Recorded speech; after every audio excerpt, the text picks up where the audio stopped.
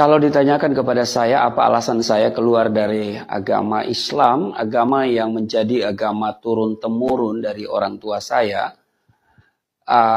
maka yang pertama saya mau katakan bahwa itu bukan keinginan saya. Ya, tidak pernah terlintas dalam pikiran saya untuk keluar dari Islam, karena bagi saya Islam itu agama yang diridhoi. Innad dina indaulil Islam. Haleluya, haleluya, haleluya. Assalamualaikum warahmatullahi wabarakatuh. Salam pagi. Aku kabarkan Injil keselamatan. Bapak Ibu dan Tuhan, ketemu lagi dengan saya Evangelis Abraham Effendi Usman. Bagaimana kabar Bapak Ibu semua? Tentu luar biasa. Nah saudaraku, saya ingin mengajak kita semuanya untuk melihat sebuah cuplikan video. Ada seorang Muslim dari Gorontalo, ya. Beliau tidak asing lagi bagi kita, semua orang tahu. Dan saya ingin mengajak kita semuanya untuk menyaksikan apa yang membuat beliau pindah keyakinan, masuk agama Kristen, bahkan menjadi seorang hamba Tuhan, menjadi seorang penginjil. Nah, mari kita dengar sama-sama agar cuplikan video ini benar-benar menjadi berkat, terutama sekali bagi kita pribadi, dan yang selanjutnya adalah bagi orang-orang di sekitar kita, agar semakin banyak orang mendengar tentang kesaksian. Kenapa orang itu menjadi pengikut Kristus? Kenapa orang itu percaya kepada Yesus? Apa yang membuat seseorang itu bisa percaya kepada Yesus? Adakah yang menyogok? Adakah yang memberikan supermi? Adakah yang memberikan indomie? Adakah orang yang memberikan iming-iming sebagaimana yang kita dengar selama ini Bapak Ibu? Karena setiap Muslim yang masuk Kristen, percaya kepada Yesus, dituduh gara-gara sarimi, dituduh gara-gara indomie, dituduh gara-gara pekerjaan, dituduh gara-gara ini, gara-gara ini, gara-gara ini. Mari sama-sama kita saksikan saudaraku, bagaimana Pastor Sulaiman Warfa ketika awalnya beliau menjadi pengikut Kristus. Kalau saudara dengar kesaksiannya, beliau sampai pernah dipenjara saudara. Kenapa? Karena kesaksian beliau membuat banyak orang katanya tersinggung, ya, membuat banyak orang tidak terima dengan kesaksian daripada Pastor Sulaiman Warfa, sehingga beliau ditetapkan menjadi penistaan agama. Padahal ada bersaksi Bapak Ibu. Bayangkan orang-orang di sekitar kita, ya, yang jelas-jelas di media sosial, di TikTok, di Facebook, di YouTube, mereka mentafsirkan iman kita, mentafsirkan Alkitab menurut udelnya dia.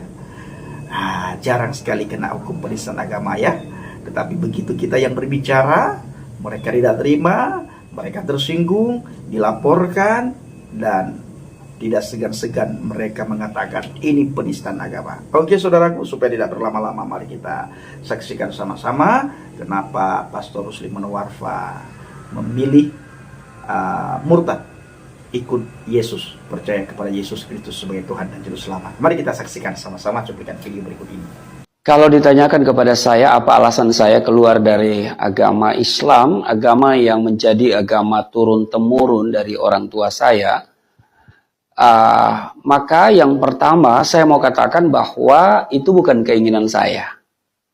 Ya, tidak pernah terlintas dalam pikiran saya untuk keluar dari Islam, karena bagi saya Islam itu agama yang diridhoi. Innad dina indaulil Islam. Ya, agama yang diterima oleh Allah hanyalah agama Islam. Ini sesuai dengan Al-Imran ayatnya yang ke-19. Nah, jadi tidak punya keinginan, ya, sama sekali. Karena orang tua mengajarkan saya secara baik agama itu sejak usia dini. Di umur 6 tahun sudah diajarkan membaca kitab suci Al-Quranul Karim. Lalu sampai hatam di usia yang cukup muda waktu itu, ya. Dan umur 12 tahun, ya, sudah hatam. Lalu kemudian diajarkan untuk sholat 5 waktu. Jadi 12 tahun itu dianggap sudah akhil balik. Jadi sudah wajib sholat. Nah, seorang Muslim kalau dia tidak bisa mengaji, membaca Al-Quran, berarti dia tidak bisa sholat. Nah, Karena itu, sebagaimana juga anak-anak Muslim, kami sejak kecil belajar mengaji, lalu menghafal surat-surat pendek untuk bisa sholat. Dan saya diajarkan oleh ayah saya langsung. Dan dia begitu ketat mengontrol apakah saya sholat atau tidak. Ya, karena diajarkan di Quran bahwa lakukan 4, nggak lakukan 1, maka yang 1 ini membatalkan yang 4. Dikatakan fawailul lil musallin, celakalah bagi orang yang sembahyang, allazina hum an salatihim sahun, mereka yang lalai dalam sembahyang. Jadi ayah saya itu mengontrol ya saya supaya sholat. Kami anak-anaknya itu dikontrol mengenai sholat ini.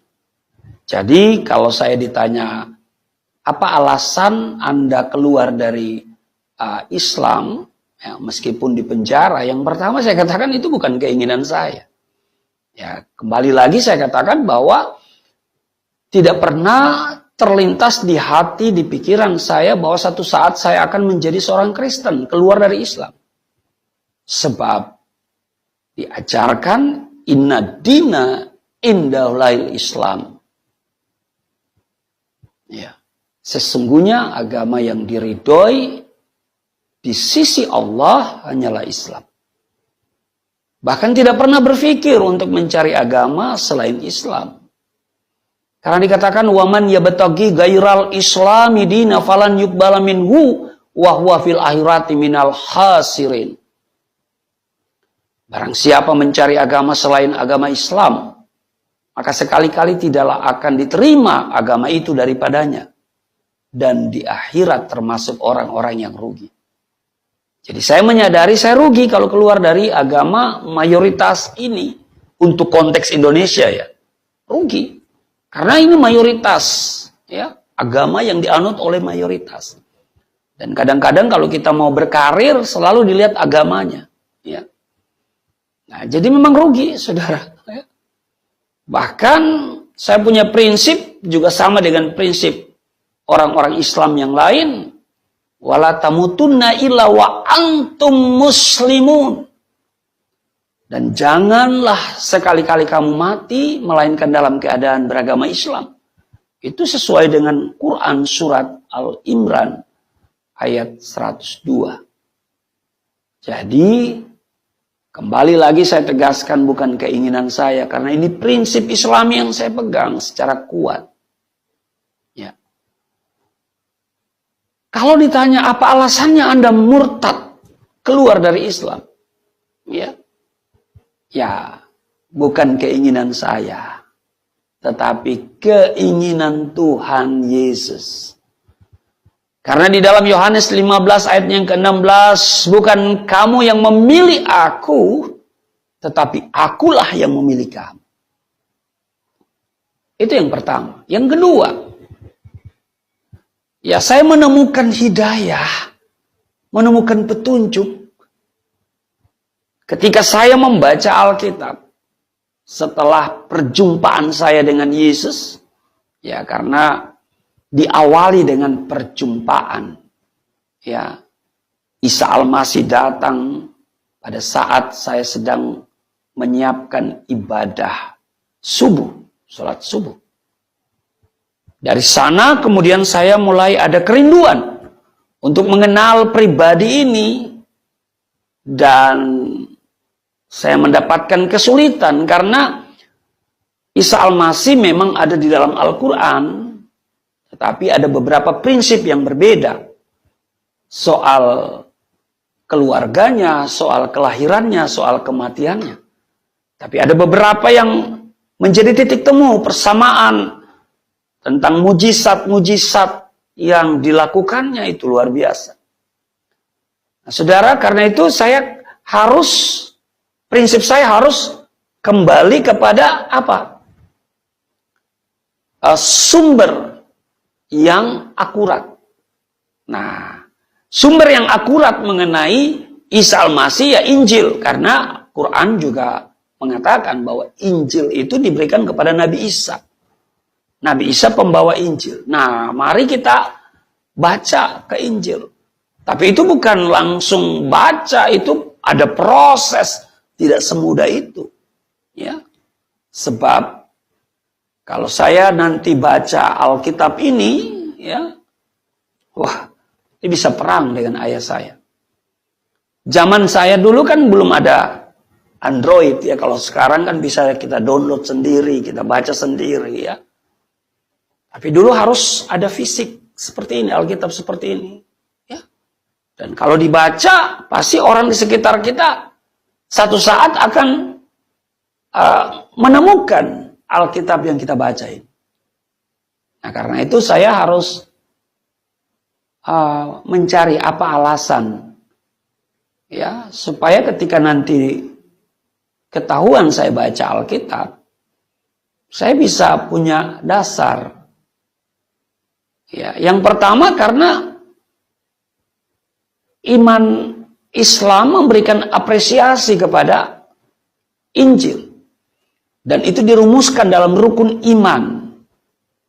Rukun iman itu ada 6. Yang pertama percaya kepada Allah, yang kedua percaya kepada malaikat, dan yang ketiga percaya kepada kitab yang pernah diturunkan oleh Allah, antara lain Taurat, Zabur, dan Injil. Nah, jadi kita beriman kepada Injil. Ya. Nah, selama ini kan saya tidak pernah baca Injil. Ya, memang tidak dianjurkan untuk baca Injil. Bahkan ada opini yang dibentuk Injil yang hari ini ada itu Injil palsu. Tapi kalau ditanyakan kapan dipalsukan, siapa yang memalsukan, bagian mana yang dipalsukan, ya, dan kalau itu palsu mana yang asli, nah semuanya itu nggak bisa kita buktikan. Nah, saya harus meninggalkan pemikiran-pemikiran itu, ya, itu kan asumsi ya. Maka untuk mengenal pribadi Isa Al-Masih kembali kepada sumbernya, yaitu Injil. Nah, sementara iman Islam mengajarkan percaya kepada kitab yang pernah diturunkan oleh Allah. Taurat, Zabur, dan Injil. Itu yang pertama. Yang kedua, di dalam surat Al-Maidah 46, wa atainahul injila fi hudan wa nurun. Jadi dikatakan Allah kami berikan Injil, kata Allah ya. Wa atainahul injila, kami berikan Injil ya, fihi. Nah, saudara dikasih Tuhan, para pencinta Jalan Baget, bagaimana tanggapan Bapak Ibu semuanya setelah kita sama-sama mendengar kesaksian daripada Pastor Rusli Manawarfa? Itulah yang membuat beliau akhirnya murtad, meninggalkan agama orang tua dan percaya kepada Yesus Kristus. Apa yang membuat beliau meninggalkan agama orang tuanya? Dikarenakan satu, Yohanes 14 ayat ke-6, akulah jalan, kebenaran, dan hidup. Tidak ada seorang pun yang bisa datang kepada Bapa kalau tidak melalui aku. Akhirnya beliau menyadari bahwa kalau mau masuk surga harus melalui Yesus. Akhirnya murtad, saudaraku, dan menjadi seorang hamba Tuhan. Terima kasih. Silakan tulis di kolom komentar, saudaraku. Assalamualaikum warahmatullahi wabarakatuh. Salam Aki. Aku kabarkan Injil keselamatan. Bapak Yahweh, Bishop Adonai Yesus Hamasiah, Beruah Kudes memberkati kita semua. Haleluya, amin. Salam murtadin. Terima kasih.